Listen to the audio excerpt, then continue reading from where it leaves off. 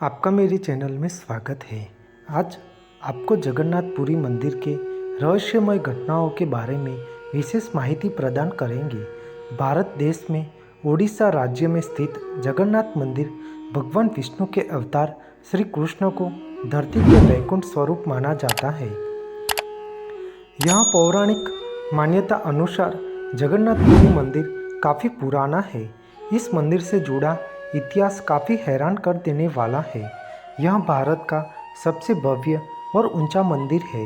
यह मंदिर 4 लाख वर्ग फुट के क्षेत्र में फैला है और इसकी ऊंचाई लगभग 214 फीट है। धार्मिक मान्यता है कि जगन्नाथ मंदिर की मूर्तियों में आज भी भगवान श्री कृष्ण का दिल धड़कता है। यह एकमात्र ऐसा मंदिर है जहाँ पर श्री कृष्ण, बलराम और सुभद्रा जी की अधूरी मूर्तियाँ विराजमान है और वह भी लकड़ी यानी काष्ठ की बनी हुई है। हर 12 साल में मूर्तियाँ बदल ली जाती है। मूर्तियाँ नई जरूर बनाई जाती है, लेकिन आकार और स्वरूप वही रहता है।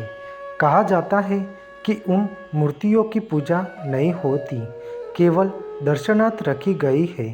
श्री जगन्नाथपुरी मंदिर के ऊपर स्थापित लाल ध्वज सदैव हवा के विपरीत दिशा में लहराता है।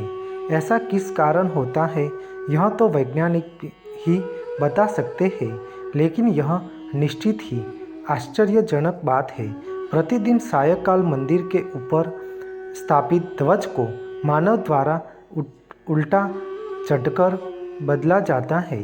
ध्वज भी इतना भव्य है कि जब यह लहराता है तो इसे सब देखते ही रह जाते हैं। ध्वज पर शिव का चंद्र बना हुआ है। मंदिर के पास खड़े रहकर इसका गुंबद देखा पाना असंभव है। मुख्य गुंबद की छाया दिन के किसी भी समय अदृश्य ही रहती है। जगन्नाथपुरी में किसी भी स्थान से आप मंदिर के शीर्ष पर लगे सुदर्शन चक्र को देखेंगे तो वह आपको सदैव अपने सामने ही लगा हुआ दिखेगा। इसे नील चक्र भी कहते हैं। यह अष्ट धातु से निर्मित है और अति पावन और पवित्र माना जाता है। सामान्य दिनों के समय हवा समुद्र से जमीन की तरफ आती है और शाम के दौरान इसके विपरीत है, लेकिन पुरी में इसका उल्टा होता है। अधिकतर समुद्री तटों पर आमतौर पर हवा समुद्र से जमीन की ओर आती है, लेकिन यहाँ हवा जमीन से समुद्र की ओर जाती है। मंदिर के ऊपर गुंबद के आसपास अब तक कई पक्षी उड़ता हुआ नहीं देखा गया। इसके ऊपर से हवाई जहाज नहीं उड़ाया जा सकता। मंदिर के शिखर के पास पक्षी उड़ते नजर नहीं आते, जबकि देखा गया है कि भारत के अधिकतर मंदिरों के गुंबद पर पक्षी बैठ जाते हैं या आसपास उड़ते हुए नजर आते हैं। हालांकि यह भी कहा गया है कि जिस भी दिन ऐसी घटना घटेगी, समझना अशुभ समय प्रारंभ हो गया है। जगन्नाथपुरी दुनिया का सबसे बड़ा रसोई घर है। 500 रसोई 300 सहयोगी के साथ रसोई बनाते हैं। भगवान जगन्नाथ जी का प्रसाद लगभग 20 लाख भक्तगण भोजन कर सकते हैं। मंदिर के अंदर पकाने के लिए भोजन की मात्रा पूरे वर्ष के लिए रहती है। प्रसाद की एक भी मात्रा कभी भी व्यर्थ नहीं जाती। कहा जाता है कि मंदिर में प्रतिदिन प्रसाद 20,000 लोगों के लिए ही बनाया जाता है, लेकिन त्यौहार वाले दिन 50,000 लोगों के लिए बनाया जाता है। लेकिन कहा जाता है कि यदि किसी दिन लाखों लोग भी आ जाए तो भी वह प्रसाद ग्रहण करके ही जाते हैं।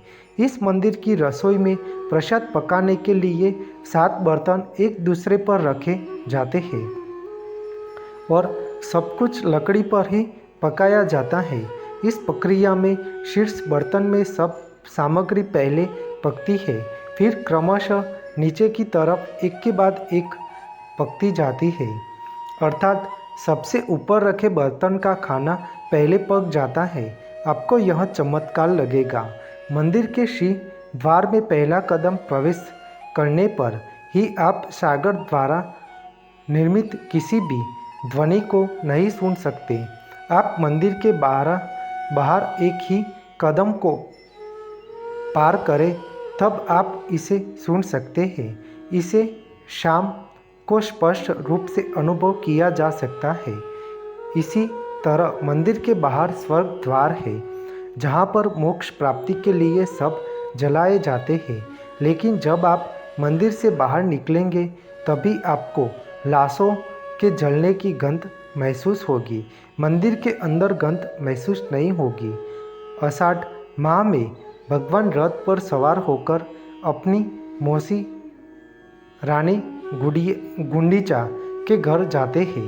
यह रथ यात्रा 5 किलोमीटर में फैले पुरुषोत्तम क्षेत्र में ही होती है। रानी गुंडीचा भगवान जगन्नाथ के परम भक्त राजा इंद्र धूमल की पत्नी थी, इसलिए रानी को भगवान जगन्नाथ की मौसी कहा जाता है। अपनी मौसी के घर भगवान 8 दिन तक रहते हैं।